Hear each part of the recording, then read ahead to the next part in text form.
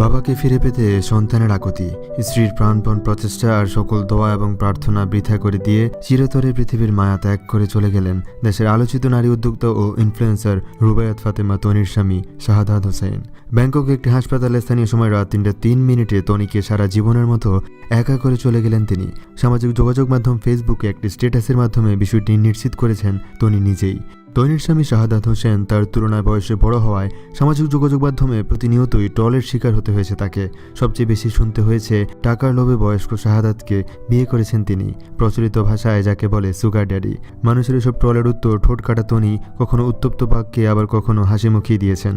স্বামীর সাথে তার খুনসুটি আর বোঝাপড়া দেখে অনুমান করা যেত সমাজের কিছু কুলডুটদের চোখে সুগার ড্যাডি শাহাদাত হোসেনের সাথে তিনি কতটাই না সুখে ছিলেন। স্বামী শাহাদাত হোসেন অসুস্থ হওয়ার পর 2 সন্তান ব্যবসা সামলে কখনো ঢাকায় কখনো ব্যাংককে ছুটে বেরিয়েছেন তিনি।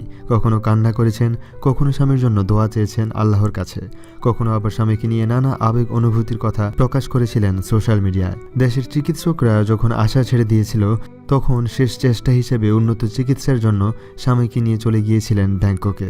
স্বামীকে ফিরে পেতে তনির যে আকুতি, তাতে কখনো টাকার লোভ খুঁজে পাওয়া যাবে না, অন্তত আমি দেখিনি।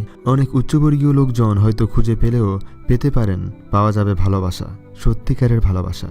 আসলে সত্যিকারের ভালোবাসা কখনো টাকা কিংবা বয়সের মাপকাঠিতে পরিমাপ করা যায় না, কারণ তনিরও তো ব্যবসা কম ছিল না, সেটা আসে হৃদয়ের একেবারে গহীন থেকে। সুগার ড্যাডি বলে ট্রল তো অনেক হলো, মানুষটা এবার সকল ট্রলের ঊর্ধ্বে চলে গেলেন।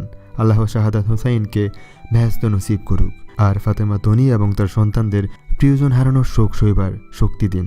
আমরা সবাই বলি আমিন। এভাবেই হারিয়ে যায় ভালোবাসা, থেকে যায় স্মৃতি। ভালোবাসার কোনো বয়স হয় না।